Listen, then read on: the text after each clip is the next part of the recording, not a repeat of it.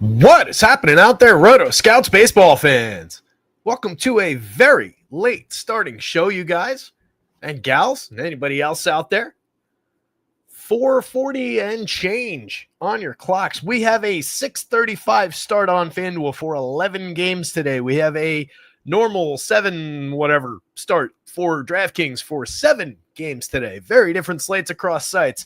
We're going to rocket our way through this slate as compared to our normal shows because I want to take some time to build my lineups at like 6 o'clock. So we're going to get through this in about an hour and change. So buckle up. Should be fun. As compared to our usual pace, we are going to fly. Javier Hernandez is in the house saying, hello, Tara, retired from DFS, but doing retired last month from DFS, but doing a Favre and coming back after a 40-day hiatus. Nice. I like it. Hopefully it was 40 days well spent, not like out there wandering in the desert, so to speak. And look, a break every now and then is great. I think for, your mental health, your well-being, your financial well-being, depending on how things are going, a little time to recoup, a little time to take a break from all the winning, depending on what's going on, take a vacation. But yeah, little mental health breaks here and there are always a good idea. The grind can definitely get a little bit grindy. Monty's here. Monty saying Favre himself needs some big DFS wins badly to help pay back Mississippi. Yeah, what's a few $1 million worth of fraud between friends? Tisman is here. Beyond the Rabbit Hole's here. Good to see you guys. Hopefully your days are going well. Or at least, hopefully you're, we'll leave that alone. I was going to mention something in the news, but let's not. 3-2-1 implied total on the Orioles side of the Pittsburgh Orioles game. It's Paul Skeens on the mound. Love that spot. He looks pretty dominant. Top of the pitching board. Going back the other way is Tyler Wells. As a contrarian, oddball, cheapo type stack, I don't completely hate the Pirates in that situation going against Wells. We'll see if we can get to him. 5 decent innings his last time out. Jake Irvin is on the mound for the Nationals, pushing a pretty big implied total toward the Marlins. 4.69 implied. If they're drawing a little bit of weight ownership-wise, I'm less interested, and I imagine they would be at that kind of a price. It's a great spot, no doubt about it. But I'd be more inclined to go to that lineup, earlier in the season when they had Stowers in there, and it's just a little bit, I don't know. We'll give it a good hard look. But if it gets popular, I think there are plenty of spots to go around that lineup. Going back the other way, it's Yuri Perez on the mound for the Marlins, kind of caught in the middle on this slate. Talented pitcher, has given up some runs over his last few, but when he's on, he's very, very good, and he's going up against a gettable enough team. I just think the slate's deep enough that we don't necessarily need it, but the Nationals checking in at sub-4 implied. The Royals and the Guardians, 4.04 on both sides of that one, dead even in Vegas when they drew it up. Jonathan Bolin is going to open and probably go 2 innings for the Royals, and then it's Logan Allen, a pretty gettable lefty on the mound for the Guardians, but Allen can break off a good start every now and again. We don't know what a bullpen game's necessarily going to look like coming back the other way. The Guardians are showing some upside for offense against the opener, so a little bit on all sides of or at least on 3 sides of that one. I don't think we're going to the opener follower situation, of course. Mets and the Phillies. Clay Holmes, capable pitcher. The innings pitched have varied pretty wildly. The runs have been fairly consistently low, but so have the strikeouts. Also good at mostly keeping the ball in the yard. Has not given up a home run since the end of July. So is good at limiting home runs and limiting power and might have that impact on the Phillies. As usual, he's checking home runs in the home run model. And then coming back the other way, a fantastic pitcher in his own right who also hasn't given up a home run since the end of July, Christopher Sanchez. He had one bump in the road there, and he's given up a couple few runs along the way. The one bump came against this Mets team his last time he faced them, 5 1/3, gave up 6 earned, struck out 4, walked 3, but that's obviously a disaster of a start if you're paying as much as he costs. That said, phenomenal pitcher, easily capable of giving us 7 very, very good innings. Back and forth kind of a situation there, but in Vegas, he's winning that handily. 3.39 implied for a pretty good Mets lineup. And coming the other way, 4.19 implied. I'm not sure I totally agree with either of those. Tigers and the Yanks, Jack Flash on the mound for the Tigers. It's been a mostly gettable version of Jack Flaherty, except for a few good starts here and there. It's not exactly one on, one off. It's more here and there-ish. And against a pretty high-calorie Yankees lineup, I think we lean toward the Yankees, but we can see, as recently as last night, that lineup can get shut down. Hey, Keyshawn Boutte, the big pickup of the week, status changed from healthy to questionable. Fantastic. Now, I'm glad I didn't get him in the one league where Fab matters. Got him in the other one. The hell was I? Oh, we just saw those Yankees bats get clipped, just last night by Casey Mize.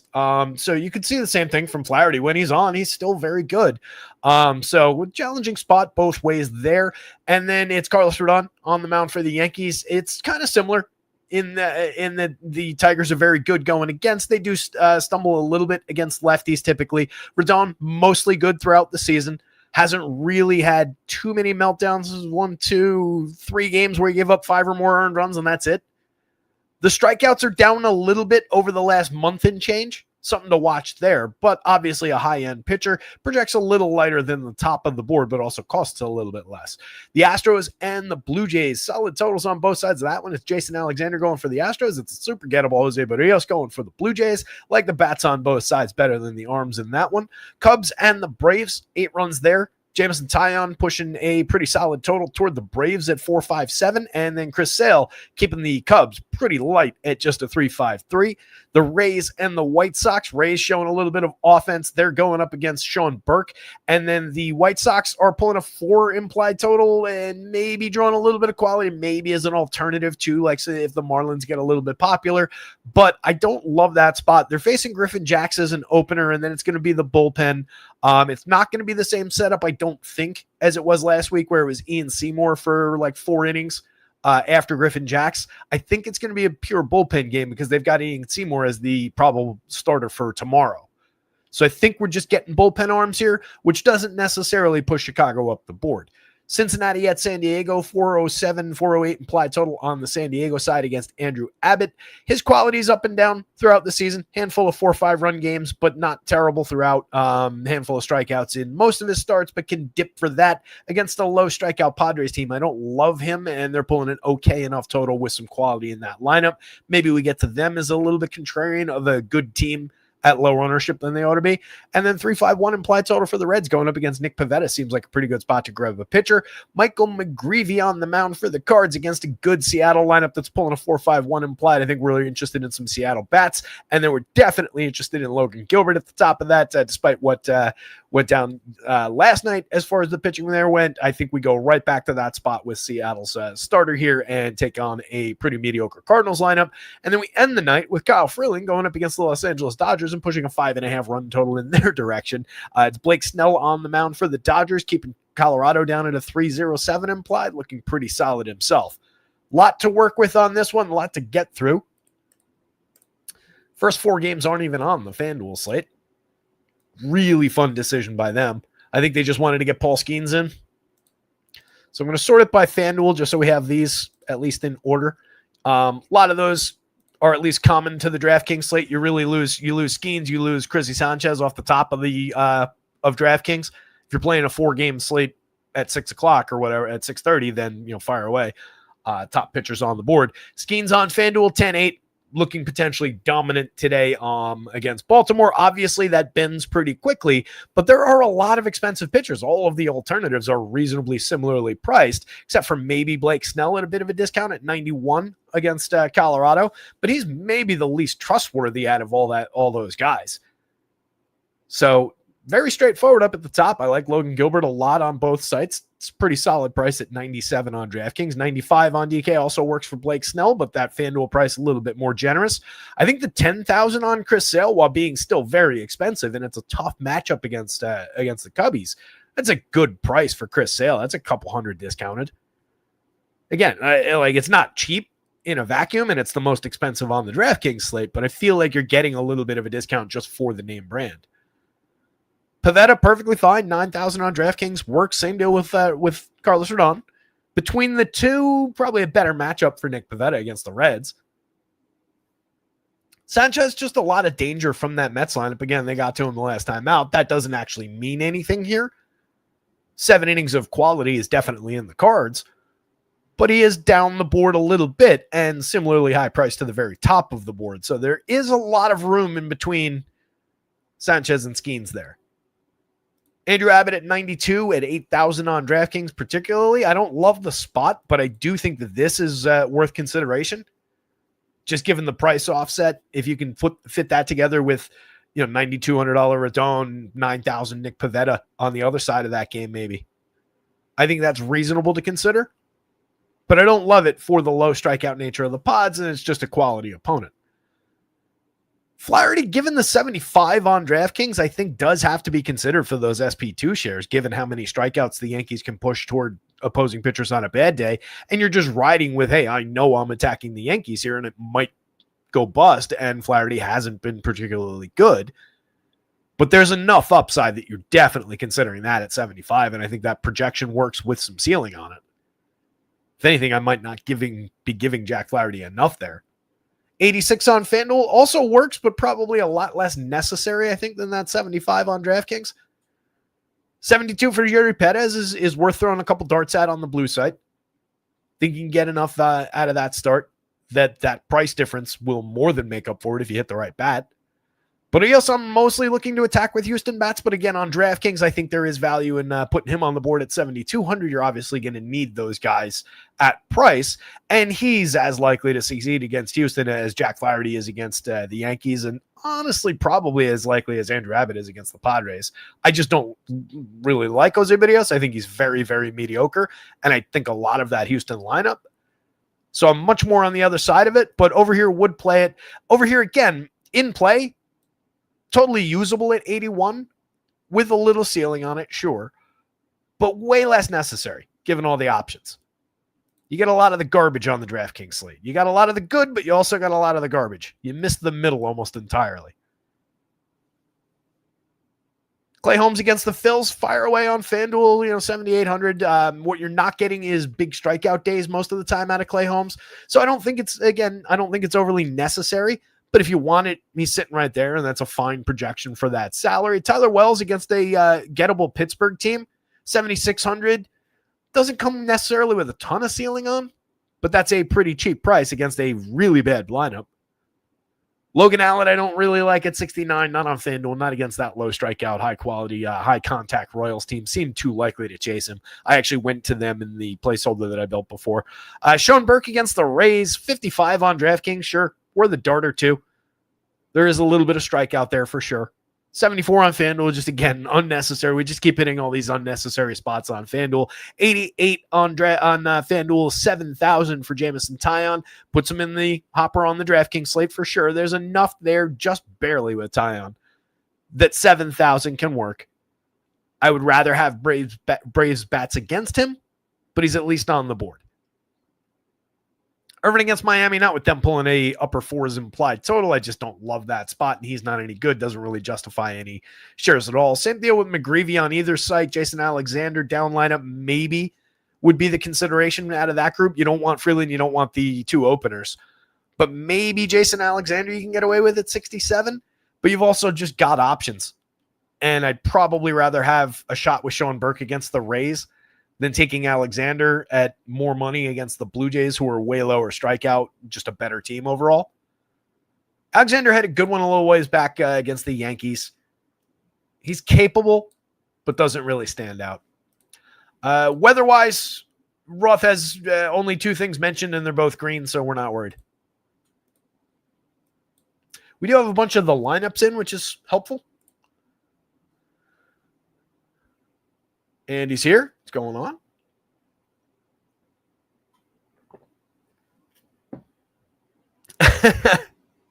Javier saying, definitely wanted to take a mental health break and deal with being a better dad, but geez, you need something like DFS to survive your kids too. Yeah, two-way street there, I would think.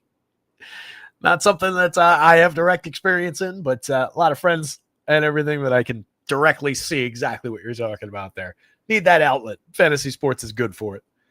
Pirates, Orioles, sub-4 implied totals on both sides. Paul Skeens, we know and love, 173 really, really good innings. Sub-2 ERA, a 3.08 xFIP, 28.9% Ks against 5.8% walks. Paul Skeens at basically any price against an opponent that strikes out 24.5% of the time against righties, 25.6% of the time overall for this version of the lineup. Solid option for Skeens. Maybe you can fire a few darts of Orioles back the other way if you're playing a ton of lineups on FanDuel, but it's really low end. Skeens has not gotten nailed basically at all this season. His earned run high is 4 for the season. So good luck winning a slate with 4 earned runs. Handful of strikeouts in basically every game. The length of start dipped for a little while there, but we've completely recovered from that 6+ in each of his last 4. No concerns whatsoever. And then Tyler Wells, 1 start in the show, went 5 innings against San Diego the other day. 4 strikeouts, no walk, 1 home run allowed, 2 earned runs on 5 hits over 5. Yeah, okay start. In 6 outings in AAA, pitched to a 2.49 ERA, struck out 24 of 100 hitters, so 24% strikeout rate. Quick math there. So maybe usable-ish. He was pitching deep, went 6 1/3 in his most recent outing on August 27th down there, and then given the 5 innings in the show the other day. It's a great spot against the Pirates. So there's enough to believe in here. I just don't love the FanDuel slate is so deep that we probably don't have to go to it. But at that price, he is on the board if we're dipping into the bargain bin on the FanDuel slate. There's just so much to build with that I don't know how much you really need to. Pirates bats, kind of interesting going back the other way against Wells. There's a little bit of quality in this lineup from Jared Triolo, Spencer Harwitz, as far as just little hit tool for Harwitz, 257, 331, 389. Triolo's at least getting on base in his 298 plate appearances a little bit. 319 on base is okay. He's stolen a few bags with 10 stolen bases, and just a player who should be a little bit better than that, fits into multiple positions for a cheap price. Then we get to Brian Reynolds, who's underperformed the entire season, but does have 15 home runs, does have a track record that we can at least base a little bit of faith on. He's got a 351 xWOB under the surface this season on very, very good contact numbers over here. So there's at least something to cling to with Brian Reynolds at just 2,900. That's a reasonable buy.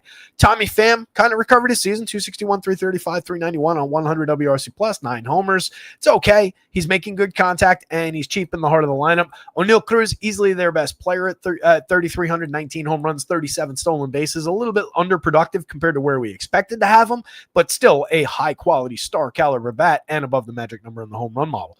Nick York at 2,100, mix and match quality, 13 plate appearances. I don't think we've got 42 pretty mediocre plate appearances out of him last year. Did hit a pair of home runs there.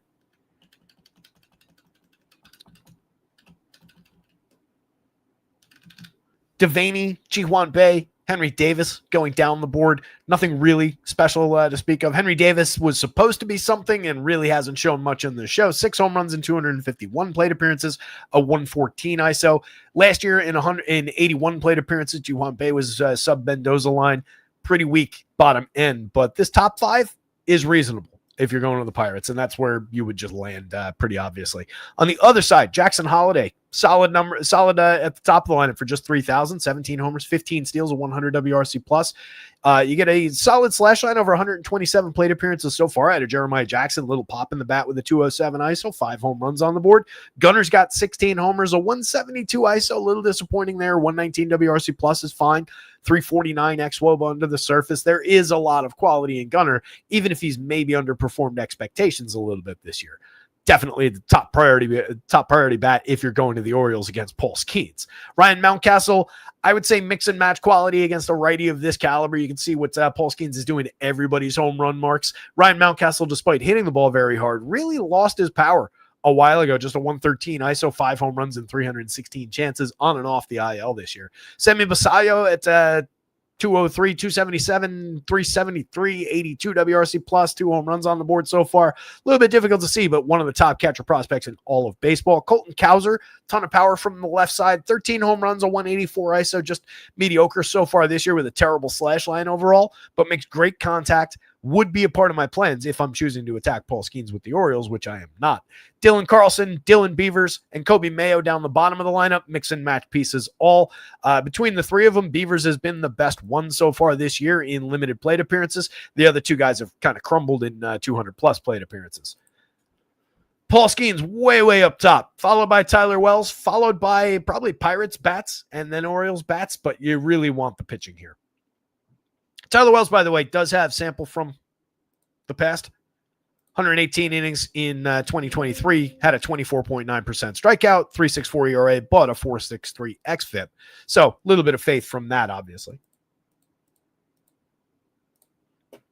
Nats, 3.90 implied total with Jake Irvin on the mound. Jody Pettis going back against those Nationals with the Marlins drawing a 4.69 implied in support of him against Irvin. I don't think there's really any reason to talk about Irvin since he's just on the FanDuel slate. You were just not playing that. 15% strikeout, a 5.71 ERA, nearly a 5x FIP, gives up way too much premium contact and power. That's feeding some upside toward the Marlins, but they're not really drawing like a ton of power out of that. Irvin in the past, last year, 3.77 home run rate. The year before, exact same 3.77. So this year, a little bit of an outlier with some additional home run on there. He's been undeniably terrible this season, and maybe these should be pulling a little bit higher, but this is also not the most dominant group of home run hitters that you've ever seen either. So I think it's reasonable to have them, middle of the board type of home run numbers, peaking around Heriberto Hernandez at 6.31. He's hit 7 in 235 chances with a 146 ISO. This is kind of what I'm talking about. We do have 5 from Jacob Marcy in a small sample of 156 plate appearances, a 246 ISO. He has been squaring the ball up, hitting it pretty hard.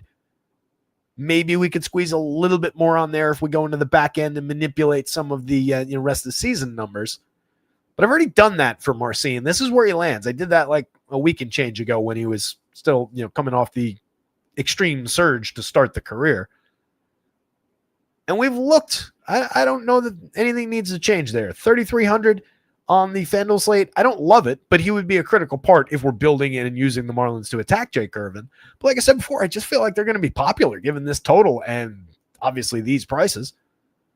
Xavier Edwards, solid hit in terms of hitting for average, getting on base, correlated scoring, 24 stolen bases this year. Just a 92 WRC plus, has been going through it, was out of the lineup a few games last week. Up and down performances lately, but very low strikeout, medium walk rate. So a guy who's very likely to put the bat on the ball a couple times and maybe find some success via BABIP, gets on base, finds a stolen base bonus, does some correlated scoring for you.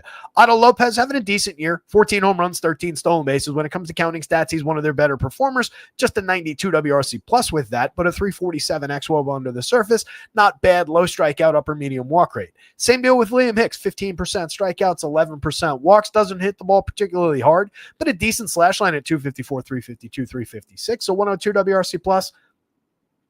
Troy Johnston has some decent numbers in the minors. Is off to an okay start here at 82 plate appearances. Nothing overly special, but a lefty bat that you can grab, throw into the mix here against Jake Irvin if we're taking a bunch of shares of Marlins. Again, Heriberto is their leader in the home run model and has decent numbers so far in 235 plate appearances. Joey Wiemer, we know, is not much of a bat, but 278, 308, 500 with a pair of home runs and a 222 ISO so far.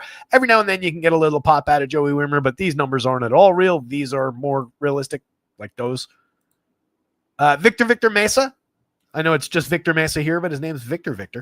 273, 385, 500 so far this season. It's only 27 plate appearances. Once upon a time was fairly highly regarded prospect. Mix and match outfielder, I think, right now. Maximo Acosta at the bottom of the lineup, another mix and match quality player. He has hit 3 home runs in 44 plate appearances so far, has a 250 ISO. I'll give him a quick pull here. I think we did this the other day with him. Massimo has 13 home runs and 31 stolen bases, but only a 229, 315, 377 slash line in 444 plate appearances in AAA this season. He's 22 years old, so right on time prospect-wise. Not a ton of prospect pedigree. He's regarded, at least by Fangraphs rankings, as the 26th organizational prospect for the Miami Marlins, which is not great in the overall. So I would continue to think of him as kind of a mix and matchy type guy. On the national side, we definitely want to at least consider some Jody Perez. 23.5% strikeout rate on the season, but a 4.66 ERA, 4.58 xFIP. That walk rate might keep people away. He's given up a little home run on some premium contacts and power. There are definitely things to be concerned about, but that's why he only costs $7,200. This is a talented pitcher, and especially when it comes to punching hitters out.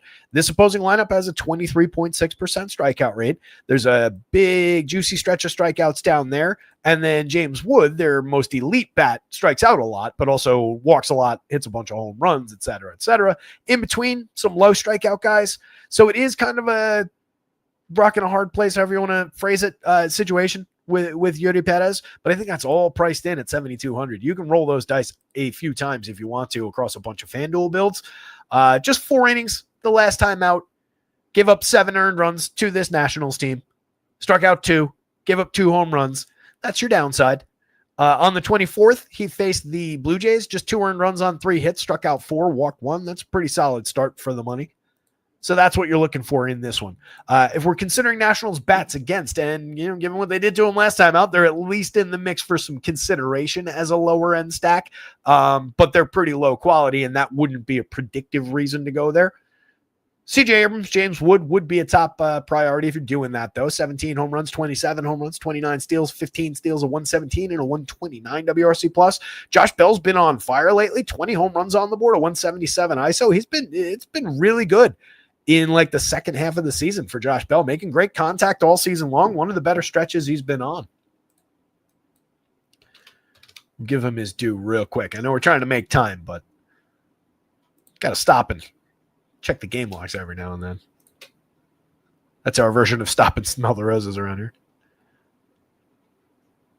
If you go back to August 15th, it's 238, 296, 492, but has a 254 ISO over that stretch, 5 home runs and a 112 WRC+. If you bring it up to the 20th of August, you still have those same 5 home runs, a 314 ISO, a 255, 322, 569 /line, and a 138 WRC+. It's amazing what a difference of 3 games makes. So very solid stretch. Also has 4 of those home runs in the last 3 games. So maybe it's just a quick little outburst.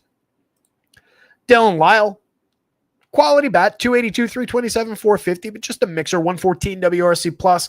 Not a ton of power, but low strikeout, puts the ball in play type. Luis Garcia does a little bit of that too. 13 home runs, 13 stolen bases, has a little bit of situational power as well, and has also kind of pulled his season together outside of the on-base percentage and the WRC+. Even the underlying xWOB at 350 shows that if we gave him more time, these numbers would get to where they're supposed to be.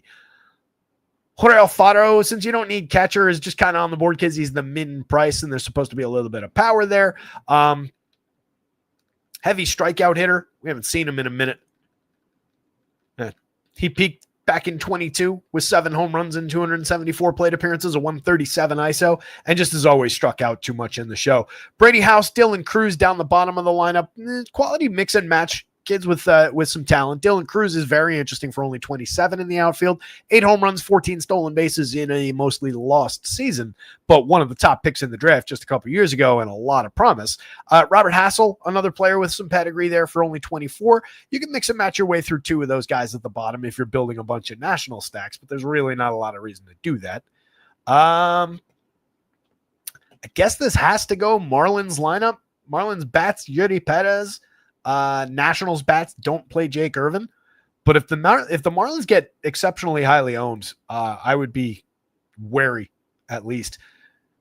404 implied total for the Royals, 404 on the other side for the Guardians. It's Jonathan Bolin opening. Again, he's probably getting 2 innings. That's about what he's been doing in several of his relief stints. So you would think they'll give him a second one if he's game for it. Obviously, if things are going the other way with the Guardians scoring on him, he's going to be out a little bit quick. It is supposed to be just a bullpen game, far as I know. So I think we're just looking at bats coming the other way from the Guardians and no shares of him or anything Royals pitchers. Logan Allen at 6,900. Again, and I just don't think we need it. 4.46 ERA, a 4.85 xFIP, super unreliable, sub 20% strikeout, nearly a 10% walk this year. Every now and then capable and finds it, but really few and far between and probably unlikely against a low strikeout, excellent Royals lineup when it comes to beating low strikeout, high contact pitchers. So we're considering Royals bats on the other side. Michael Garcia at just 3,000. Solid across all positions, 293, 54, 465, 124 WRC+. Excellent spot in the lineup, leading off ahead of Bobby Witt, Vinny Pasquantino, Sal Perez. That's your dominant stretch. Those are the guys you want at the top in a FanDuel stack. And then you've got solid mixers the rest of the way down. Whitfield, shortstop, one of the best in the league, 21 homers, 34 steals, monster for counting stats, a 128 WRC+. Vinny has 29 home runs. We're going 30 plus with Vinny, just like Joey Adele going for 40. Sal has 25 on the season, a 203 ISO for him, a 205 ISO for Vinny. These are our guys who are coming through pretty nicely here. Really like that stack too for just 31-25 a piece for the 4-man. If we're mixing in India at any position, Frazier at any position, those guys essentially the same this season, 88 WRC plus to back that point up for both players. Randall Grichuk does have a little bit of power from the right side. That is an interesting bat to throw at a lefty here. Major premium contact. He's hit 8 home runs in 267 plate appearances, multiple seasons in the past with a bunch of home runs. Randall Grichuk still remains a somewhat threatening righty bat for a pitcher like Logan Allen. Caglianone, solid premium contact from the left side so far. 5 home runs, but a substandard triple slash, 35 WRC plus. But a mixer, and especially if we chase Logan Allen early, then we get opportunities at just 2,400. First and outfield eligibility. Kyle Isbell, mix and match quality player with a little bit of hit tool. On the Guardian side, 275, 335, 379 out of Stephen Kwan up top, a 100 WRC plus. He's been fine all season, but also just nothing special really. But if you're going to Guardians, and I think we can against this situation, especially with some of the power that's showing behind him in the lineup, and granted that's coming up against Jonathan Bolin here, but it would be the same against a lot of what might come out of the KC bullpen. So I like that spot. I don't mind Stephen Kwan as a table setter up at the top, and he's got a little bit of individual quality. He's also very low strikeout and very low and medium walk. So the idea of opening up with somebody who's just going to take the top off of the lineup doesn't really apply here with him and Jose Ramirez in the top 3. Those guys strike out very infrequently. In between, George Valera had a 36% strikeout rate so far, but that's only 11 plate appearances deep. Technically, he's also 300, 364, 300 in that stretch.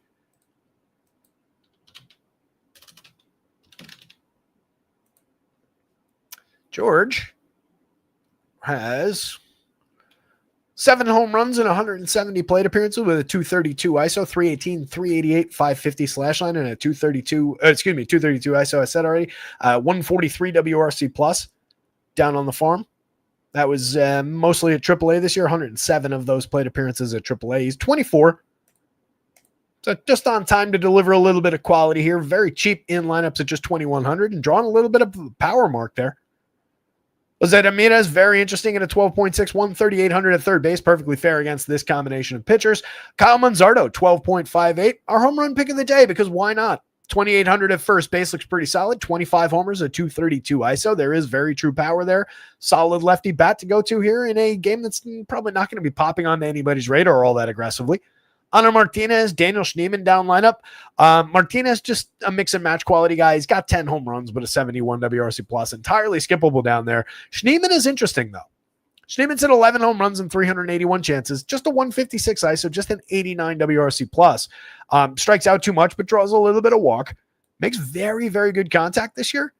I'm interested in that cheap contact from the left side if I'm choosing to attack this team with some of these Guardians. I like the idea of getting to some of the lefties. And he fits in multiple positions, so I can move him around the board at a cheap price for whatever I'm putting the Guardians together with. So I think he just makes things work. CJ Kafis, big prospect for this team.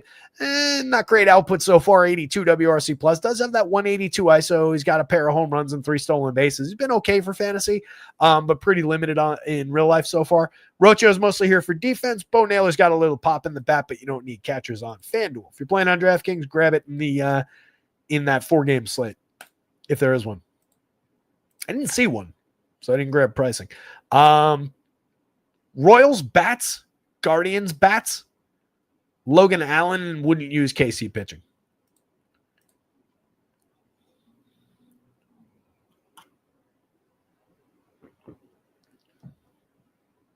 $5.16. Gonna make it. Mets and the Phillies. So good they name it. Yeah, Victor. Mets, just a 3.40 implied total against Chrissy Sanchez. 2.60 ERA against the 2.83 xFIP for him. 26% strikeouts, 5.9% walks. He's been absolutely spectacular this season. 13.5% swinging strikes against 31.1% CSW. Just a 1.4% home run on 2.9 degree average launch. Keeps the ball in the yard, finds strikeouts, limits walks, limits run scoring opportunities. Everything you could want. Solid lefty pitcher. Any price, you can absolutely play him against any lineup, but is a few spots down the board in terms of just the raw projection and equally high price to everybody on the board. Very challenging Mets lineup on the other side that just got him his last time out. That's not a reason to go away from Chris Sanchez here, though. He looks tremendous. Clay Holmes, mid-board type projection for a cheap 7,800. Keeping the Phillies bats, the high-powered Phillies bats, similarly down as far as the home runs. You can see even Schwartz, 6.17 in the home run model. You don't see that too often. He's got 50 on the year, 322 ISO. But Clay Holmes just allowing a 1.90% home run rate on a 4.3 degree average launch. He keeps the ball down very effectively. His strikeout stuff is up and down, 18.6 on the season against a 9.4% walk. Obviously needs to be improved, just 8.8% swinging, but has a very solid rating by Stuff Plus, 4 points above the average. Not bad. Pitching to a 3.61 ERA, but a 4.20 xFIP, showing some of the flaws there. But if we're just fishing around for cheap, capable starters, and you're willing to embrace, if you're playing a big, broad FanDuel slate today, then Clay Holmes should be on that list. If you're restricting, which I think is perfectly viable, like I said, a lot of those pitchers, and Clay Holmes included, not necessarily on the board for being necessary. I almost said not necessarily necessary, and that's probably what I should have just said. So I don't know how much we need to go there, but he is a reasonable enough option. It wouldn't stun to see him keep the Phillies in check a little bit, but the depth is also a question mark, and that does become important on FanDuel, especially with so many pitchers that are at least somewhat likely to book the quality start, both from the top and from the middle. Mets bats against Sanchez versus Phillies bats against Clay Holmes. I think the Vegas total speaks for itself. We'd rather have Phillies. But starting on the Mets side, Frankie Lindor for only 3,600 always works. 26 homers, 28 stolen bases, a 123 WRC plus.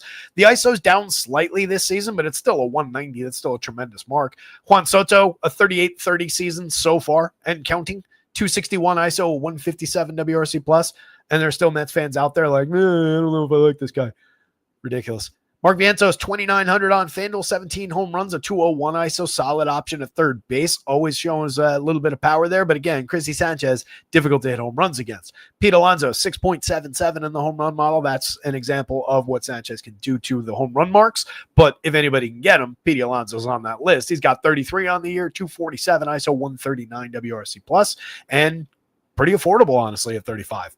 Especially with the Vientos option in there, some of the other guys in this lineup. Starlin Marte is entirely playable at 25. Solid slash line, a 344 on base, creating runs 16% better than average by WRC plus. Brendan Nimmo gets on base and hits home runs and steals bases, 22 homers, 12 steals, a 330 on base, a 117 WRC plus. Francisco Alvarez has been good this year. 7 home runs in just 225 plate appearances, a 116 WRC plus. He's getting on base effectively this season, walking quite a bit at 10.2% so far in the small sample. Jose Siri's a mix and match option, 28 pretty bad plate appearances so far, but we know that he's got more talent than that. And then Luis Angel Acuna has not shown a ton at the major league level outside of a little bit of speed, 14 stolen bases and 182 chances despite just a 294 on base percentage. Mix and match at the bottom of the lineup, but the top 7 on the Mets, pretty threatening here for Chris Sanchez. Going the other way, the Phils with Harrison Bader in the leadoff role today, 355 on base so far this season out of Bader. He's a solid outfield option for only 2,900. 128 WRC plus, a 186 ISO out of him. He's hit for a little bit of power, has a little bit of speed. This is the ideal version of Harrison Bader. Kyle Schwarber at 6.17 in the home run model to lead the team. Again, 50 on the season. You can always get power out of Schwarbs, but Holmes is good at denying it to even hitters of his caliber. Just a 3.75 to make the point for Bryce Harper in the home run model today. He's got 24, 228 ISO on the season. Tremendous top 3 for the Phillies anyway you slice it. Tremendous top 2, second and third hitter. No Trey Turner today, but 3 very solid options and a very good 3-man stack at the top and the preferred team in this game. JT Realmuto, solid catcher option, but you don't need the position on FanDuel. That said, 11 home runs. You can look at him as a first base util combination with Harper in there. If you're building a bunch of Phillies and you want to go away from Harper for a lineup, JT Realmuto fits that spot very well. 100 WRC plus on the nose for the season. Brandon Marsh at just 2,600, gets on base at a 345 clip this season. 9 home runs, is down a little bit as far as the power output goes. Typically shows medium power in the on-base skills, but hits the ball very hard. Always an interesting player, 115 WRC plus in the middle of the lineup. I like that spot, or I like when he's further down the lineup and I can get him as a wraparound with the on-base skills. Max Kepler, all the power from the left side, 11.1% barrel, 45.8% hard hit, 15 home runs in 434 plate appearances. Otherwise, pretty poor season out of Max, but if we're just home run hunting against a pitcher that doesn't really give them up, Max would be in the lineup, but not a great idea. Otto Kemp, mix and match quality so far, pretty bad, over 168 plate appearances. 5 home runs, though. You can throw darts at Otto if you're building a bunch of Phillies. Bryson Stott, you're looking for a little on base, little stolen base and correlated scoring. And then Donovan Walton down the bottom of the lineup, apparently.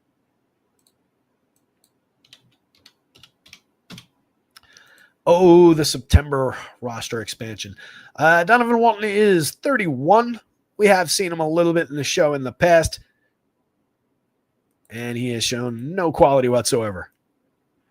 Last season, 25 plate appearances, Sub Mendoza, 240. Back in 2022, 78 plate appearances, Sub Mendoza, 179 on base, a 31 WRC plus. Pretty dead spot down the bottom of the lineup for the Phils. This goes Chris Sanchez. Phillies bats. Clay Holmes, Mets bats. Welcome aboard DraftKings. We are now on the combined slate. 7 games on DK. Very different looking tonight. Jack Flash, 146 mediocre innings this year, 4.85 ERA, but a 3.74 xFIP. Pitching better than what it looks like on the surface, what his results have been. But at a point, we care about the results, and the results have been a little bit ugly. He's also given up a lot of power, a lot of premium contact, 3.53% home runs, but probably a little lucky to be there considering we're over the threshold in 2 of our categories on a frequent fly ball trajectory, just under the exit velo mark there, but still 27.4% strikeout rate, 11.7% swinging strikes. We know those things can factor in against these Yankees. On the wrong day for the Yanks, there's a lot of swing and miss. There's a lot of strikeout in this lineup. So Flaherty's at worst on the board, especially at that DraftKings price at 75. Just don't think we need him that much at 86 on FanDuel. Probably should have been discounted a little bit more if we wanted him popular. If you're looking to thread the needle with a lower owned pitcher from the middle, then sure, he's there. But I don't know that you need to play that game today on the FanDuel slate. Saving just like $600 versus saving $1,500 and going to a very realistic further down the board option, it doesn't really make that much sense. You're not positioning that correctly against such a large top end of the board. Carlos Rodon, part of that top end, 9,200, 9,700. Drawing a solid projection on both sites. 3.12 ERA, but a 3.97 xFIP. We know where Rodon's problems are. 10% walk is a little bit of an issue. He's been very good at keeping runners off base otherwise, though, just a 107 whip under that. He's been solid at limiting premium contact and power this year. Only just, though. Still 39+% hard hit. 89 miles an hour of exit velo is all right. 7.8% barrels all right. 2.89% home runs, not bad at all. But every now and then runs into trouble. And this Tigers team can definitely light it up. We just saw them do that to the Yankees yesterday. A lot of that came against the bullpen. If we're going Tigers, 3.77 puts them on the board at least, especially with Yankee Stadium in play. Johnny Jones up top at 3,500, 2,600. Most of that success against lefties, 276, 367, 562 this season. Solid 286 ISO and 6 home runs in the small sample. There's a little bit of premium contact and power upside for a very cheap price if you're just fishing around with Tigers bats. Gleyber Torres, low strikeout, very high walk, 4,400, 3,200 at second base. Totally works. A 117 WRC plus. Fantastic table setter up there from the right side. Wensil Perez at 4,000 at 2,900 has 12 home runs, solid slash line, and 315 plate appearances. Forget which side Wensil gets more of his power from.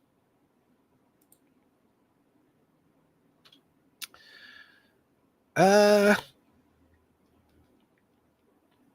not bad.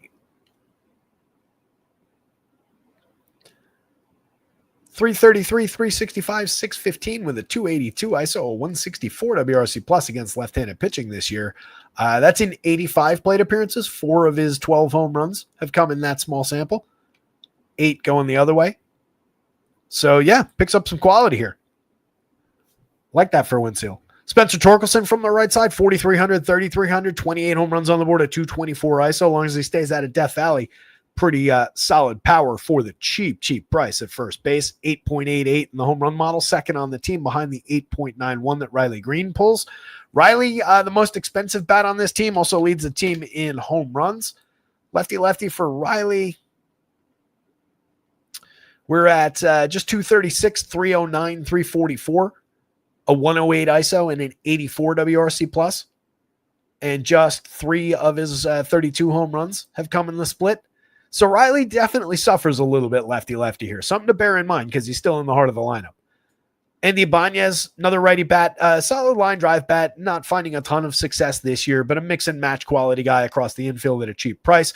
Dylan Dingler has found a ton of success from the catcher spot, 12 home runs on the season. A 150 ISO is a little bit limited, but a 358 xWOBA and phenomenal contact numbers from a cheap catcher that people just don't go to all that aggressively.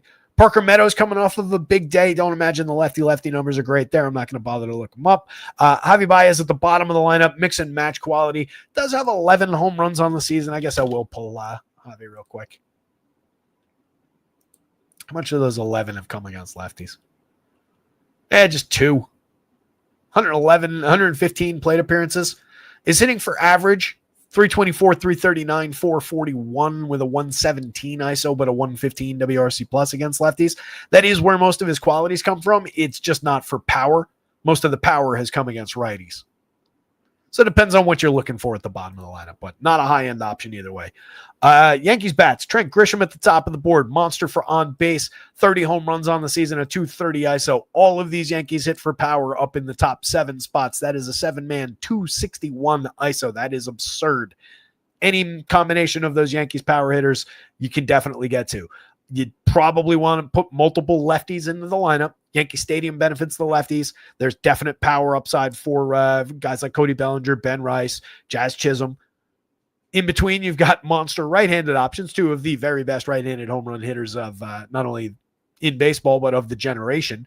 Aaron Judge and Giancarlo Stanton. You can go either way there. Joker likes those guys. 44 home runs on the board for Judgy. 20, what is it for Stanton? 19, in 219 plate appearances for Stanton with a 323 ISO. Ben Rice has 23 on the board. Jazz Chisholm has 28 with 27 stolen bases and a 129 WRC plus. Bottom of the lineup, cheap Austin Wells on DraftKings, where you need catchers for only 3,700. That definitely plays. He's got 20 home runs on the board, a 225 ISO. You don't need him to hit for average. We don't really care about that here. We're just looking for that power upside. Jose Caballero steals bases, gets on base fairly consistently, 330 on base. The Yanks have been exploiting that, making him run quite a bit when he gets on. Interesting across multiple positions. Hits ahead of Ryan McMahon, a 3 true outcomes hitter at the bottom of the lineup that you shouldn't sleep on. 19 home runs, just a 173 ISO this year, but a 337 xWOBA shows the quality under the surface. 12.1% barrel, 50.8% hard hit on the season. Strikes out a lot, but also draws a lot of walks. Doesn't leave you with too many zeros. Yankees bats, Carlos Rodon, Jack Flash, Tigers bats. It's close on those last 2. Astros and the Blue Jays. I think we're targeting bats in this one. Jason Alexander, a couple spots of success, but overall for the season, a 4.68 ERA, a 4.30 xFIP, 19% strikeouts against 8.5% walks. Just not what we're looking for on a deep pitching slate like this, even at the cheap pricing. To attack a team like the Blue Jays, I want a little bit more quality than that. That said, he did have a couple effective starts, 3 earned runs in each of his last 2, just 2 earned runs going back a few starts against Baltimore. Did strike out 8, but that was against Colorado. Struck out 6 Yankees his last time out, gave up 3 earned runs. My mouse froze. This mouse has been screwy lately. Got to pop the USB connector out for some reason. His really strong one against the Yankees was back on August 10th. Went 6 innings, 1 hit them, but only struck out 3, also walked 3 in that game. Just doesn't spike a ton of quality even when he's all right. He's cheap, as a $6,700 dart on DraftKings is in play over there. But again, the low strikeout nature of the Blue Jays just takes a lot of his potential quality away. Jose Barrios on the other side, 72.81, just against a good Astros lineup. I don't feel the need to go to Barrios, but he's appropriately priced because he's not that great. 7,200 on DraftKings. Again, you do need those guys today from that bucket. So he's in that mix. Bargain bin shares. 4.02 ERA, 4.39 xFIP, 20% strikeout, 7.9% walk. All of that looks very average and very much like Jose Barrios. It's also over the mark in both of these, and at a 3.54% home run. There's another half or full point of home run there that he should be giving up. So plenty of upside going the other way for the Astros. That's where I want to get to.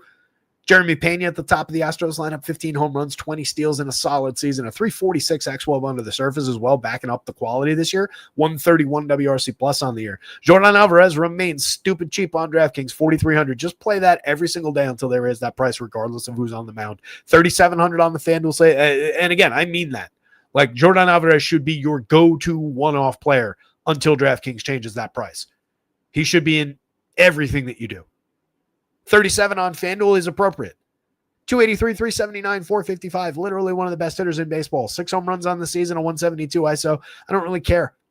He's been mashing the ball when he makes contact with it. 14.7% strikeout and walk rate. Carlos Correa, 37-29, solid option, 12 home runs on the board, makes great contact up at the plate, 103 WRC plus for the season, a 344 xWOB under the surface. What's not to like?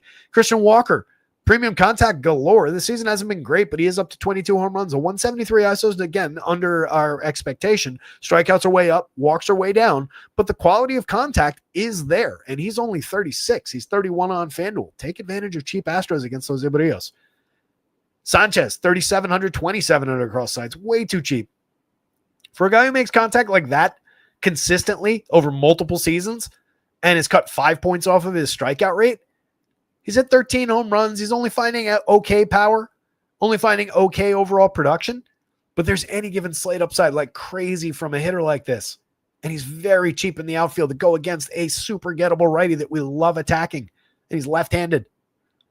Jake Myers, mix and match quality outfielder, solid season, over 336 plate appearances. He has been productive, a 116 WRC plus. He's stolen 15 bases, getting on base all the time. Would be a good consideration up at the top of this lineup if they want to move Jeremy Pena into a more productive spot to take advantage of his bat. Victor Caratini's got a little pop in the bat, 11 home runs and 344 chances. We've talked about him throughout the season, finding a little cheapo power there. Jhonder Diaz, solid for premium contact, 18 home runs. 254 are okay on the front end, but 285 is just totally lacking in the on base compared to what our expectation was. A 337 xWOB still speaks to the underlying quality. That's a very low strikeout, low walk, put the ball in play all the time catcher for a really cheap price where you need the position, and even cheaper where you don't. And then Ramon Urias, a solid guy to find at the bottom of the lineup. That fills that old role of whoever's hitting ninth for the Astros is always in play. 10 home runs out of Urias, 367 plate appearances. We've gotten quality from the right side from him before for power, and we will again. Top of the Blue Jays with George Springer at 54 at 35, 28 home runs, 16 steals. A monster bounce-back season for Springer, sub 20% strikeout, 11.9% walk, making fantastic premium contact. Difficult to reach price-wise, but every reason in the world to want to get to him. Rock-solid option, 4.90 implied total for the Blue Jays today, too. One of the top-ranked teams on the stacks board. Nathan Lukes at 35-27 has 10 home runs. Solid table setter. Kind of weird in the 2 spot here, but he's getting it done up there. He's been somewhat interesting as a correlated scoring guy with Vladdy, with Dalton Varsho. Vlad at 51-34 has 23 home runs, a solid slash line, a 149 WRC plus, monster premium contact. Dalton Varsho has hit the ball hard all year. He's got a ridiculous barrel rate. He's pushed that hard hit rate up lately. That was sub 40% a couple days ago, 41.4 now. 18 home runs, a 347 ISO. He's just been ridiculous for power, home run output. It's going to crater at some point. There's a lot of strikeout there. There's still a lot of zeros there. You're not really paying too much tax. 46 is okay. 35, you're paying a little bit more tax for what he's already done. But he is leading the team in the home run model at 11 plus. You got to give it to him. Alejandro Kirk has been good. Solid contact throughout the season. Good results across the board. 12 home runs. You could argue with that home run total on this kind of contact, but he's been otherwise excellent. And the extra base hits, yeah, they should be more of them. But just doing what he's doing is perfectly serviceable. 119 WRC plus. Addison Barger makes good contact. Very cheap again. 4,129 on FanDuel. 19 home runs. The performance has gone up and down a little bit through the season, but solid lefty bat to throw at Jason Alexander. Ernie Clement, high contact, low strikeout hitter, low walk, so a lot of contact. Joey Loperfido, a premium prospect who's found a ton of success in the minors. Over 91 plate appearances so far in the show this year. He's been tremendous. Dead mid price on both sides. Absolutely in play to attack Jason Alexander with. And then Andres Jimenez is a mix and match guy from the bottom who hasn't found much success at the major league level at all, ever. Blue Jays bats, Astros bats, but really like both teams. Would be interested in a game stack of this one. Really don't like either pitcher, but would probably go Jose Barrios over Jason Alexander pretty aggressively. The Cubs, the Braves. It's Chris Sale. It's Jameson Taillon. One of these things is not like the other. Cubs lineup is in. 5:37, under an hour to the start of the FanDuel slate. We're talking fast today. Trying to get everything out of here and into there or out to you guys or whatever. Monty likes Joker like and Stanton. Hit the like button, subscribe to the channel. Check out rotoscouts.com. Football and baseball are going on right now. Everything's under $1 a day, you guys. That's access to every single thing that hits that website. No per sport fees, no bullshit, no nonsense. As soon as NHL and NBA start, we're just waiting on them. They're included as well. Same price.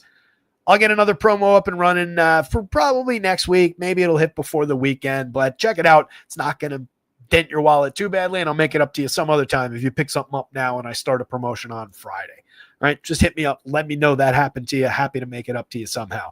So check out rotoscouts.com. There's a link, a bunch of links down in the description down there. There's also a link to the premium Discord. So hop in there, join the community. It doesn't cost you anything. You don't have to be a subscriber or any of that. Subscribe here on YouTube. Also hit the hype thing. New feature here on YouTube. Hype the video. Hype the video. Apparently it makes a difference. Yeah, Buxton. Another home run. Nice to see. I'm glad that Byron Buxton mostly was healthy this season. I know there's been some bumps, but mostly healthy. Anyway, we don't have time to talk about that. 4.58 implied total for the Braves. Definitely interested in throwing some of their bats against Jamison Taillon here. Taillon a 4.15 ERA, a 4.32 xFIP, sub 20% strikeout. Is good on the strikeout to walk, though. 18.8% strikeouts against 4.9% walks. Not the most targetable pitcher on this slate, just a targetable pitcher on this slate. That implied total for the Braves, though, does speak to me a little bit here. We get quality with Jurickson Profar at the top, but he's very expensive at $5,000, $3,800. I am not overly enthusiastic about having to pay those prices to get to Profar, a player that I still, as good as he's been, just think is just okay. Decent table setter, mid-board type power. Perfectly fine if he lands in a stack, but in no way a priority and just overpriced here, especially when I can get Matty Olson at 45.33. Start there. 365 on base out of him if we're just looking for table setting. 23 home runs, one of the better home run hitters of the last 5-10 years. Excellent option as cheap as he is. Ronnie Acuna climbing back up the lineup at 4,000. 15 home runs, was hitting 6-7 the last couple of days. This is where he belongs. Monster premium contact. Ridiculous. One of the best players in all of baseball. 4,200 for Drake Baldwin. 15 home runs out of him this season. Excellent bat. The Braves are spoiled at the catcher spot. Whether you get Baldwin, whether you get Sean Murphy in there. Tons and tons of power there. Really like that option. Heart of the lineup for a fair price, especially where you have to play catchers. That's a good consideration. Ha-Seong Kim, still kind of a weird spot for him in the middle of the lineup. He does have a little power in that bat, but he's more of a hit tool focused, mid 10-12 type power with a little bit of stolen base upside. He's provided a little bit of that over 120 plate appearances, but it's been pretty weak. He was really good 2 years ago. Down season last year, down season this year. Ozzie Albies, speaking of down seasons, better part of the last 2 years have been completely lost, but really surged over the last month or so. Him and Michael Harris had nice bounce backs, not necessarily at exactly the same time, but they've kind of pulled their numbers together a little bit. They're at least playable now. 4,000, 3,000 still cheap for Albies. 35.29 still cheap for Mikey Harris. And then Marcelo Zuna, really cheap. 3,600, 2,900 for him. 20 home runs this year. Pretty down season overall for him. Just a 172 ISO, but a 368 xWOB under the surface. Gets on base all the time. 353 on base on a 16.3% walk. We'll keep harping on this all season. Dude hit 39 home runs last year. Got on base at a 381 clip. The year before he hit 40 home runs, 346 on base. You see the theme here. This is a very good player who is a little bit cheap in a down season. You take advantage of those spots if you're going to this team. You don't skip that spot against Jamison Taillon. More difficult to do on FanDuel because you want more than 4 of these guys. DraftKings, absolutely in play. Nacho at the bottom of the lineup, not a bad mixer either. The hit tool came around a little bit. Overall, 245, 318, 324, but has made a little bit better contact lately, has put the ball in play and succeeded a little bit more. That said, lowest priority hitter in that lineup. On the Cubs side, they're going against Chris Sale. Sale comes in with a 31.8% strikeout, 6.5% walks, 2.38 ERA, a 3.09 xFIP. One of the top priority pitchers on the entire slate. Very high priced, high danger spot against the Cubs, but just a 3.53 implied total for them. There are some strikeouts through this lineup. That 20% rate that you see there is bolstered by 7.2 up at the top and a couple 17s. You've got some mid-20 strikeout targets in this lineup, so Sale should find his numbers. No problem there. Nico Horner at the top, 37, 3,000. On base, hit tool, a little bit of speed, 24 stolen bases, a 107 WRC plus. Correlated scoring guy in a lineup that's not likely to do a ton of scoring today is not exactly ideal.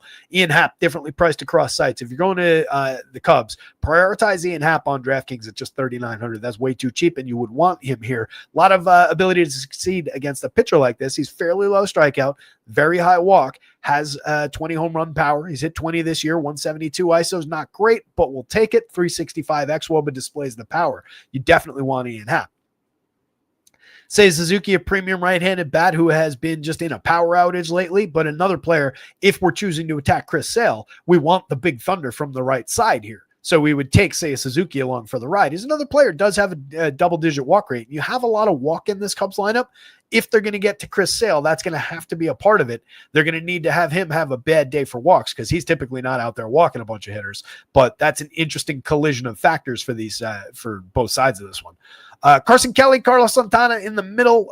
Carson Kelly's probably the more appealing option, especially considering the catcher positioning. 39 on DraftKings, perfectly fine. 16 home runs, another righty bat with a little bit of power in it. 17.8% strikeouts against 11.6% walks. Again, fits that theme of guys, the type of hitter that we would want to throw at Chris Sale if we were choosing foolishly to target Chris Sale here.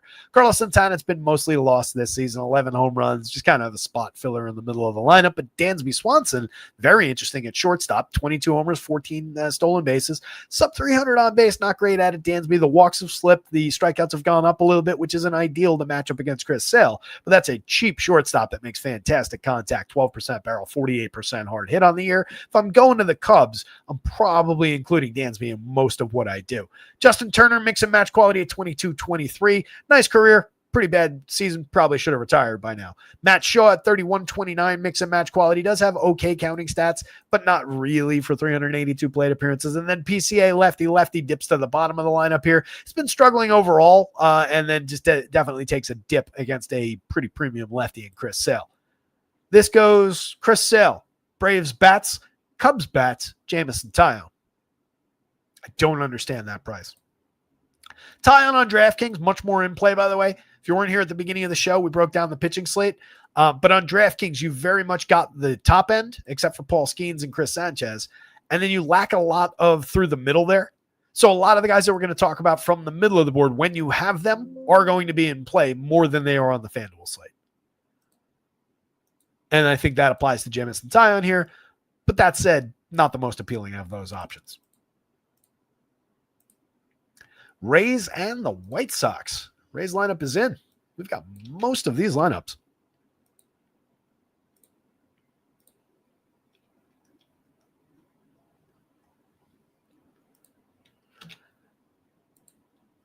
Give me a second to take a breath. Griffin Jack's doing the opening again today. Just went an inning in the opening appearance the other day. I think the more important thing is that we are not expecting Ian Seymour in the relief role. He went 4 innings behind Jax on Friday, but is expected to pitch tomorrow as the starter. So I think it's just a pure bullpen game here. Griffin Jax is fantastic. I know the numbers are bad this year. 4.89 ERA on the surface. He's blown a number of saves. He's been completely awful since joining the Rays. 2.13 xFIP under the surface. 18.4% swinging strike rate, a 36% CSW, 35% strikeout rate. Very likely to come in and take the top off of Mike Tauchman, Kyle Teel, Lenny Sosa in the first inning. And then he's out of the game. We're not playing him here, but it does limit the White Sox at least once over. Not really an appealing option. And then you get, upside arms out of the bullpen for the Rays. Sean Burke on the other side, maybe we find a little bit of success. There's a thin lane through which Sean Burke succeeds at that 5,500 on the DraftKings slate. 74 on FanDuel I do not think is necessary, and probably also not necessary on DraftKings. 4.28 ERA, but a 4.86 xFIP, 10+% walk rate is pretty ugly. A lot of barrels, a lot of hard hits, a lot of exit velo, 3.64% home runs. That is entirely believable. Just enough swinging strike, just enough strikeout rate. And this is not a good strikeout rate. It's below average, but it's 20 plus at least, which is something to cling to. So we're just looking at something to throw at the Rays here. Maybe we pick off a little bit of strikeout, even though this is a low strikeout version of their lineup. Last handful, keeping runs down a little bit, did find a 7 strikeout game over 5 innings against LA, the Angels, 3 starts back, gave up 3 earned on a home run, 5 hits, walked 2, struck out 7. Struck out 7 against Cleveland over just 3 1/3, 7 of 18 hitters, but gave up 2 earned runs, walked 3 in the process, 5 hits. Another 5 hits, 2 earned runs, 3 runs total, 3 strikeouts, 2 home runs allowed to Kansas City the last time out over just 3 2/3. That's your downside, but there is a little bit of visible upside. He hasn't given up more than the 3 earned runs in his last 6 starts. He's also only completed the 5th twice over that stretch. That's why he's 5,500. So, I mean, between these super cheap pitching options, I think you do lean this way, but you probably just don't do it at all. Raised bats against all of that, definitely in play. 4.58 implied total. They look pretty solid. 2 guys above the magic number in the home run model. Another couple of guys at quality enough numbers in Josh Lowe and Johnny Diaz at 6.73 and 8.05 on the either side of the guys in the 12s. Brendan Lau and Junior Caminero have major power upside, 28 homers and 41, but don't sell Johnny short. He's got 22 this season, just a 178 ISO, but makes stellar contact, doesn't strike out, draws just a medium walk rate, so you get loads of this premium contact, is excellent at getting to first base and setting the table for those guys, but has quality of his own, can drive Chandler Simpson in all on his own.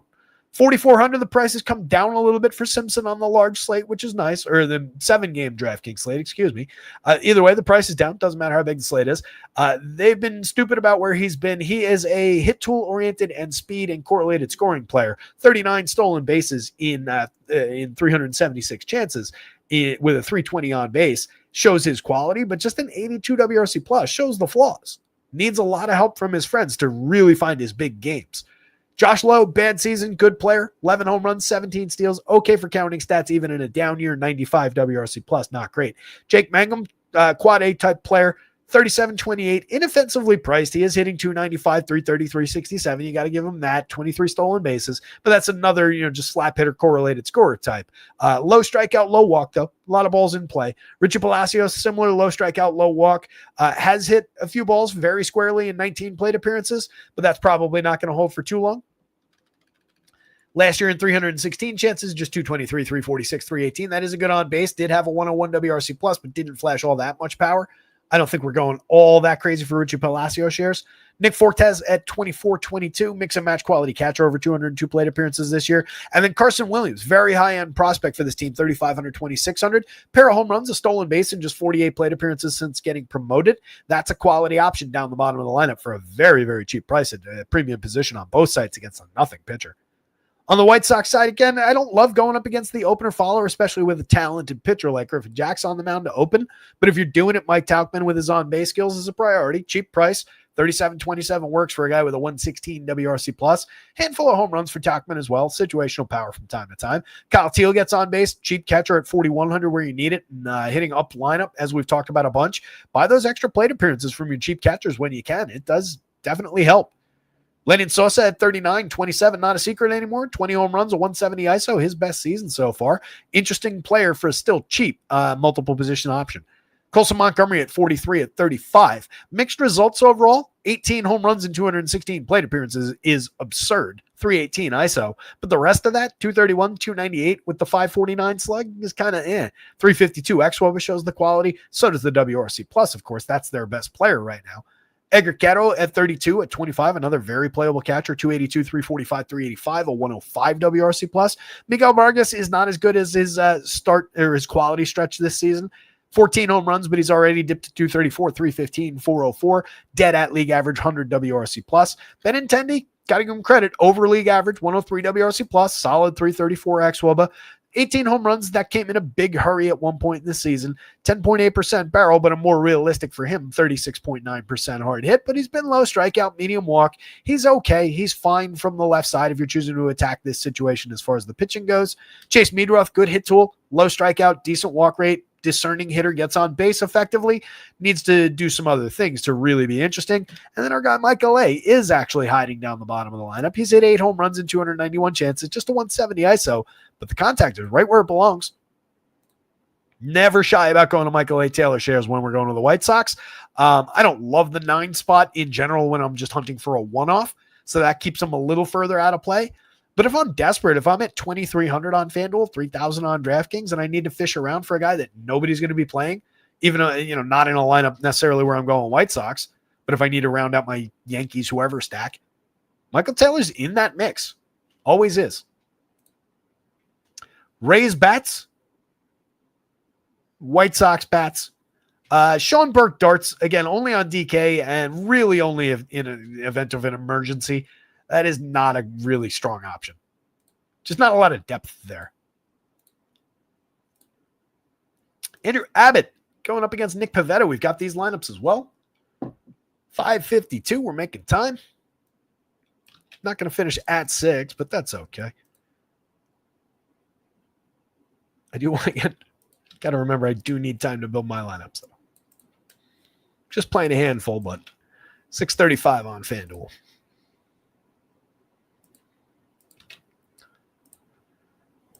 So Pavetta's been quality throughout the season. 26.5% strikeout, 6.8% walk to a 5 ERA, but a 3.81 xFIP. There's a little concern there. 10.6% swinging strike rates, tremendous. 28.5% CSW, not bad, but does give up a little premium contact and power.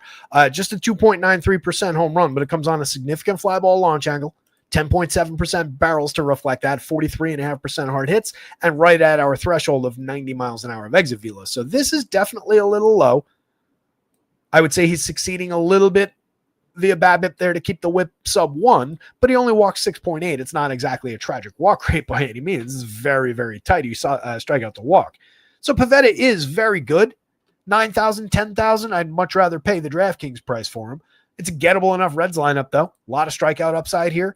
Not a ton of threat. So I like the Pivetta shares. Projects out very well among the top pitchers on the slate. Maybe lacks the true upside of the very best pitchers on the slate, Skeens, Sale, but right there with the others. Abbott at 8,000 at 9,200, pitching to a 22% strikeout against just 6.8% walk. That's fine, but it's not as good as this. 2.88 ERA is good, but a 4.36 xFIP reveals the underlying lack of general ongoing reliability, if not lack of quality. 8.1% barrels on a fly ball trajectory, but solid inducement of weak and medium contact has kept home runs reasonable. Last season, that was a 4.27% home run rate on better numbers as far as the hard hit goes. The exit velo slightly higher, the barrel slightly higher, the launch angle slightly higher, and a massive leap in home runs. This is what I'm talking about when I say that home runs are a little bit wonky. There's not that much difference between those contact numbers and these, and look at the difference between home runs. Definitely gettable for home run power, and there are at least a couple home run hitters on the Padres side. Definitely the lower end of the two starters while still being playable. More important at 8,000 to your DraftKings slate. 92 on FanDuel seems a little unnecessary and honestly a little mispriced. Reds bats, if you're choosing to attack Nick Pivetta, it's not the craziest idea in the world. Among the lower end teams against the good starters and the guys who will draw a little popularity for being good and for being at the top tier, the Reds are in that mix. They're one of the better teams that you could do that with, and Pivetta is one of the more vulnerable guys given that premium contact he's allowed through the season. So I think that would be the approach. You could take some Reds off the top. You'd probably want one of TJ Friedl or Gavin Lux as your table setters, and I like Friedl a little bit better because he hits ahead of the big bats rather than Gavin Lux hitting in the middle of the lineup ahead of the weaker bats at the bottom. If you're splitting things up, then having both as a table set, clear, table reset, and then clear with like a Tyler Stevenson type at catcher for a cheap price on DraftKings, I can get into that idea too, but that would be the only way to really want both of them. I wouldn't want to end to stack that offer with Gavin Lux. Friedl, though, gets on base at a 363 clip, a 108 WRC plus, hits ahead of Noelvi Marte, who's got a dozen home runs in 296 chances, a 207 ISO. Ellie at 19 and 33 stolen bases, a 107 WRC plus. Tremendous premium contact still. Has had a very good season, even though the power is maybe not where we expected it. Still an 11.09 in the home run model, given the contact and the previous success. Austin Hayes at 39, 31, 15 home runs and 381 chances, a 202 ISO, has been hitting the ball squarely throughout the year. Just a mid-board type power bat, but a real one. Gavin Lux, again, more on-base focus, 350 on base, little hit tool, little on-base skill there, 100 WRC plus. Not a bad option in the middle for a cheap price, but not a big bat with a lot of thunder in it to knock anybody in. Sal Stewart at 25, at 23, 2 home runs and 20 plate appearances is all right. Gives us a little hope.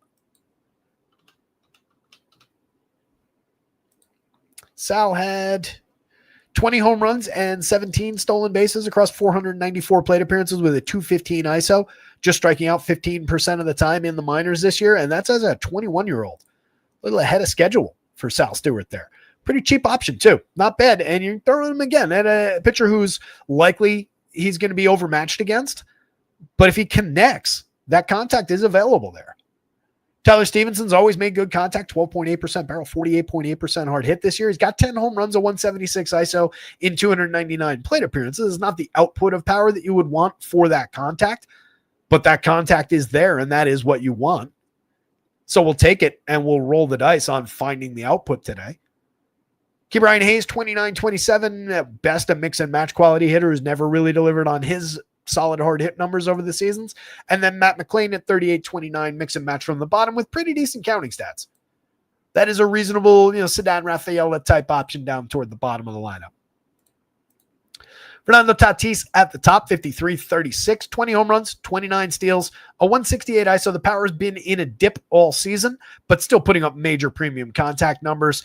Sub 20% strikeout with a 13+% walk rate, a 126 WRC plus. He's still a superstar. And if we're choosing to attack Andrew Abbott here, he's a big part of the plan. 10.90 to lead the team in the home run model. Luis Arias, solid hit tool, 4,200, 2,700, a mixer, but I hate the first base positioning on DraftKings. Want him at second base for the FanDuel price. Manny Machado at 48-35, 23 home runs, 13 steals, monster season out of Manny, 123 WRC plus. We've seen a little dip in the frequency of power output. The home run pace slowed a little bit. The ISO dipped down below 182, or below 200 rather, but this is still a rock solid season out of Manny, and he's made great contact all year. Gavin Sheets has made really good contact. So is Ramon Laureano. So is Jackson Merrill. Merrill has dipped from his season-over-season performance. 414 okay plate appearances this year. 108 WRC plus still to go with that, though. A 356 xWOBA shows the underlying quality. Remains a very good player, and now we're only paying $4,000, $3,000 for him across sites. Take advantage. Ramon Laureano at 43, at $3,000, has 23 home runs in a 244 ISO this year, and an outrageous, probably best stretch we've ever seen him. But at worst, it's his best stretch since like 2019. Gavin Sheets at just 38-28 has 19 home runs, a 195 ISO, a 122 WRC plus. Another very good player. Came over halfway through the season with Laureano from the Orioles. Or with, sorry, that was Ryan O'Hearn. Got mixed up. Those guys are basically the same. Ryan O'Hearn is the guy that came over from the Orioles. 276, 367, 442. See what happens when I try and talk fast? 4,2,900 across sites. First base eligible on DraftKings. First and outfield eligible, just like his pal Gavin Sheets there on FanDuel. Either way, with those two lefty bats, I would consider those guys somewhat similar and mix and match back and forth between them. Where there's no positional conflict, you can, of course, have both of them, though, on DraftKings. Jake Cronenworth, solid for on-base skills, 368 on base this year, a 120 WRC plus. Not overly special in other areas, but fairly low strikeout, aggressively high walk, always in play for correlated scoring. And then Elias Diaz doing the catching today. Probably is Pivetta. I'd say Pivetta, Pods bats, Andrew Abbott on DraftKings, Reds bats, Andrew Abbott on FanDuel. I think it's an important distinction. 2 to go, Cards and the Mariners. Said we couldn't do it. Both these lineups are in. So this mediocre Cardinals lineup against yet another fantastic Mariners pitcher. Like I said, we'll go right back to the well with the quality that the Mariners have on the mound and the mediocre opponent that the Cards are going to roll out. Logan Gilbert, 33.9% strikeouts on the year in 109 innings over 21 starts, 3.61 ERA, a 2.69 xFIP, even better under the surface. Just a tremendous pitcher, super high strikeout rate against a very manageable walk rate this year. Last year, that was 27.4 against 4.6. The year before, 24.5 against 4.7. It's a demonstrable ongoing attribute for the pitcher. He is a little bit cheap at 97 on the DraftKings slate. 10-2, fully priced on FanDuel, second highest projected pitcher overall.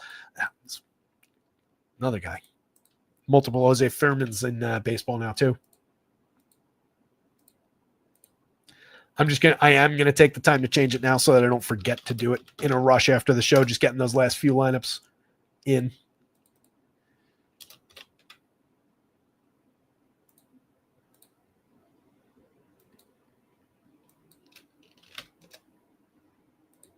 There we go. So all systems go with Logan Gilbert. Absolutely fantastic option. Cards at a 309 implied total.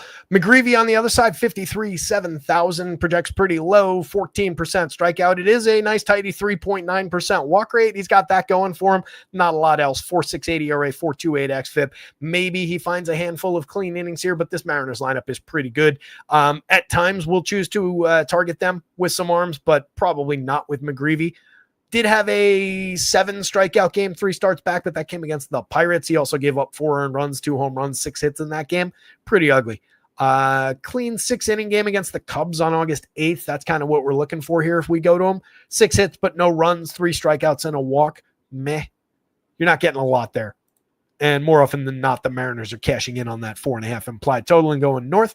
Cardinals bats really quickly, low-end option against Logan Gilbert and all his quality. If you're going there, Lars Nootbaar's a priority, pretty cheap in the outfield. 13 home runs in an otherwise pretty lost season, a 101 WRC+, still making good contact. Ivan Edera makes great contact, 38 at catcher's pretty cheap where you need it, 3,000 with outfield eligibility where you don't need catcher. Solid slash line through the season, 14 home runs in 378 plate appearances. He's been probably their best player this year. Alec Burleson at 41-28. Mix and match quality in the outfield with first base eligibility, 17 home runs, a 171 ISO, 20 home runs, and a 193 out of Wilson Contreras at first base, 4,000, 3,000. You're obviously making some choices amongst those players. You can get to all of them on DraftKings, depending on how you're setting it up there. But definitely some choices to be made at a variety of prices to get to mediocrity in a bad matchup. Nolan Gorman, 3,800, 2,700, definitely a priority if we're going to this team for the power upside. Their best true power bat, their best raw power bat, 14 home runs in 358 chances. Otherwise, a very flawed hitter. A lot of strikeouts. Is drawing walks this year, makes him a little bit interesting, but he's very cheap, which would be the primary attribute there. But we're just not choosing to attack Logan Gilbert. Thomas Segisi, Pedro Paez, this Jose Finnerman and Nathan Church down lineup, mix and match options all. I don't think there's any real need to get into the weeds with any of those hitters. If you have one in your Cardinals stack, you've got a bad stack with one hitter that's also pretty bad in it, but you can play it with one. I wouldn't want 2 of those guys. On the Mariners side, definitely want to get into this team a little bit. 4.5 implied total against this pitcher with all that contact available. Even though he doesn't really give away walks, just let me make contact with this squad because they make a lot of premium contact. They can generate some power. Look at all those double-digit barrel rates, all those mid-40s and up hard hit rates. It's a very, very interesting team to throw against this pitcher. Randy Arozarena at 5 at 34, 27 homers, 27 stolen bases, a 128 WRC plus, a 208 ISO has been fantastic this year. Cal Raleigh competing for the MVP. Maybe he's got it locked up. 53 homers. A lot of people are talking about his chances of getting to 60 in the last 18 games. I don't like him, but you don't want to rule him out either with the season he's having. 334 ISO. Julio, 5,200, 3,800. Still feels a little cheap given the ridiculous rush that he's been on since the All-Star break. What did we see yesterday? 17 home runs, something like that. 30 homers on the season, 25 steals, 124 WRC plus. Absolutely lightning in a bottle superstar. Josh Naylor at 47, 34, 19 home runs, 25 stolen bases for him, a 348 on base, a 123 WRC plus. Jorge Polanco, 24 home runs, a 127 WRC plus, a 355 xWOB under the surface. If you're not a believer in what he's done, he has been very, very good this season. Johanio, 45 home runs, a 308 ISO, 131 WRC plus, a 331 xWOB under the surface. Kind of an average xWOBA, but that's largely driven, lack of walks in there. Major source of premium contact for Suarez. Very affordable at 4,400 on DraftKings. I'm not sure why we dipped quite so low. Dominic Canzone, the price hasn't climbed at all despite 223 very good plate appearances. 126 WRC plus, a 360 underlying xWOBA, 11.7% barrel rate so far this year. 7 homers in 223 chances is a pretty good pace for a nothing cost outfielder. That's a very, very good mixer to keep in mind with this lineup because you do need to get cheap. You do need to get an ownership pivot in there somewhere among all these super obvious, excellent bats in the top 6. JP Crawford fills that role as well. 355 on base, super interesting from the bottom of the lineup, wrapping back around to the top. And Cole Young's been at least loosely playable. Just an 85 WRC plus, but he's hit 4 home runs. He's been on the board a little bit. It's really an 8-man lineup, but he's there. Logan Gilbert, Mariners bats, Cardinals bats, but you don't really want him. Michael McGreevy, I don't really think is all that important to the slate at all. And then we close with Kyle Freeland, facing the Dodgers, facing Blake Snell with the Colorado Rockies behind him. Not a great spot to be in. Rockies lineup is here. Dodgers is not. Snell, tremendous on the mound. 3.19 ERA this season, a 3.64 xFIP. The issue with Snell can become the walks, but Colorado really not a team properly positioned to exploit that. So much as we can sometimes advocate for some Colorado position like we were a little bit yesterday, I don't think that's the situation here with Snell on the mound. Keeps the ball to a 5.8 degree average launch, induces weak and medium contact like crazy, doesn't really allow home runs. It's just about the walks when he gets in trouble. And again, these guys, everybody in this lineup, sub 10% walks. Not great. There's a little bit of power there, but they're very unlikely to exploit it. Seems like a good spot to grab some Blake Snell to me. Going the other way, Freeland, just going to be a batting tee out there. 17% strikeout. Doesn't really walk too many. 5.10 ERA, but a 4.27 xFIP. But all this premium contact, all these quality Dodgers bats to work with. 5.56 implied total. I think kind of stands on its own. Tyler Freeman from the top of the Rockies, 41.27 for a solid hit tool. A little bit of on-base skill, correlated scoring, but who's going to come through behind him is the big question. We do have Hunter Goodman. He's up to 30 home runs. First Rockies hitter since, I think it said 2019 to hit 30 home runs. And we're very proud of him. 258 ISO, 123 WRC plus. We've found our success throughout the season with Goodman and with some of these other Rockies, but targeting Blake Snell for that doesn't seem like a great idea. 7.31 does lead the team in the home run model, though. Jordan Beck, solid premium contact throughout, 15 homers, 16 steals. Brenton Doyle, even better contact throughout, 14 homers, 16 steals. Mediocre slash line at 244, 288, 391. Continues to be an intriguing player when we go to this team, though. That said, too much strikeout in both those guys' game to throw up Blake Snell. Not enough walk in either of those guys' games. Pretty mediocre options on this slate. Ezekiel Tovar, same kind of thing. Too many strikeouts in his game. He's good for power, does have a little bit of pop in the bat, hit 26 homers. He's very cheap. Hit 26 homers last year, 8 this year. Very cheap at shortstop, but a very skippable option against this pitcher. Kyle Karros, a rookie just finding form so far. Okay slash line, but nothing special. Kyle Farmer hit some home runs for us as in this kind of a role in the past, but not the spot we're looking for that. Braxton Fulford, Orlando Arcia, not much to see here down the bottom of this lineup either. 45 and 36 WRC plus in unfair sample sizes. On the Dodgers side, one of the best players in the entire world at the top of their lineup, 48 home runs, 18 stolen bases from Shohei, 170 WRC plus. Yeah, only 25 percentage points or so worse than Aaron Judge. It's nice of him to try. 4,835 for Mookie Betts. Feels like the price is going back up a little bit. 17 home runs, 8 steals, 255, 324, 397. It is still Mookie Betts. He's at a 101 WRC plus. Has he been better over a little stretch here?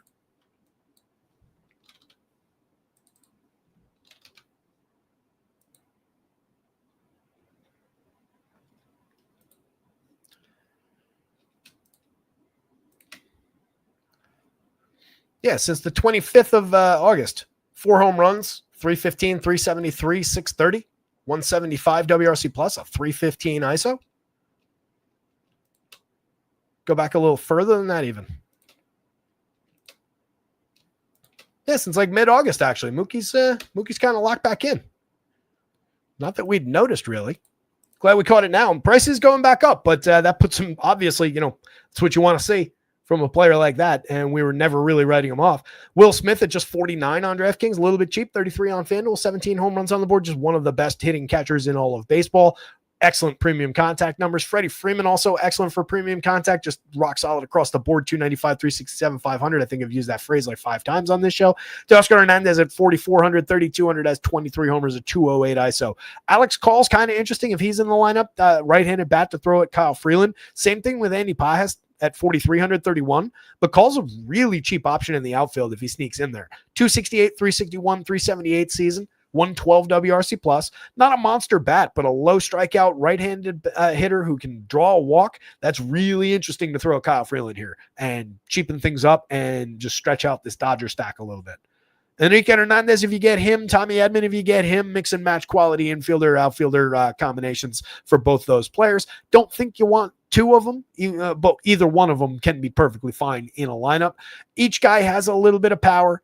Each guy can contribute, but pretty mediocre, pretty infrequent overall outside of those crazy. Remember that stretch of power that Tommy Edman had way back in the beginning of the season? He's at 12 now. 168 ISO. I think he was at like 9 in the first month and a half.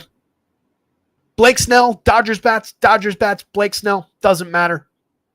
I think it's, top 2 stack or number 1 stack actually, and top 2 or 3 pitcher overall. And then really nothing from the Rockies side. Bats over Kyle Freeland if you need it, but you're not going there. Undeniable at the top. Excellent at the top. Solid option, a little bit underpriced at the top.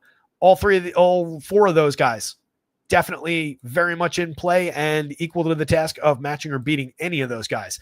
Deep top end of the board on FanDuel.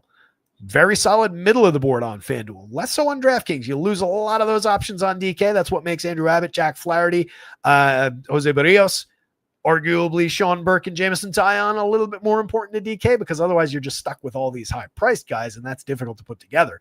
These guys are obviously your priority, but you're going to want to get to at least these 3, if not these 2. Down from there, it gets a little bit more problematic with the opener-follower situations. I do think maybe a dart or 2 at Jason Alexander, despite the tough opponent to succeed for him against with those Blue Jays in town. But it's really doubtful that he's going to succeed there. On FanDuel, you can mix and match your way through some shares of Jody Perez, probably not Clay Holmes, maybe some Tyler Wells against that low-end Pittsburgh lineup. Probably not any Logan Allen. Sean Burke seems unnecessary on FanDuel. Taillon is just stupidly priced over there. Maybe a little Jack Flash, but probably less necessary at that high price that comps more to these guys. So it really is, FanDuel-wise especially, really is about picking off the right one of those top-end guys today. There's just too many good options. With that in mind, you guys, 6:13, thank you very much for hanging out, talking through this rocket ship of a show. What did I do that in? Hour and a half on the nose. That ain't bad for us. 11 games. Let me punch out of here, though. I got to get the site updated so people have the projections, at least for the last 20 minutes of lineup building. Fortunately, most of them were out before we started the show, but let me get those last few in. Good luck out there tonight. Somebody go win some. Football projections are done. Just didn't post them yet. They'll be up shortly this evening. I will actually put them up on the website in the next little bit. So after the baseball slate locks, you can look for main slate football projections. Then I'll knock out the single game for tomorrow, and I'll also put those up tonight. So you guys will have all the football stuff going forward starting this evening. I know I promised that for today. Just the day with the 2 slates got away from me a little bit baseball-wise. Anyway, thank you very much. Good luck out there tonight. Somebody go win something. Share those results when you do at rotoscouts on Twitter or in the premium Discord, which is linked below in your description. The website is rotoscouts.com. Everything's under $1 a day. Access to every single sport that we cover right now. That's baseball and football. So go check that out. And we will see you tomorrow. Football shows tomorrow. We will see what baseball looks like. It's a chopped up half afternoon, half evening, small slates. So we'll see what it looks like. Definitely going to be around for football talk tomorrow, though. See you again.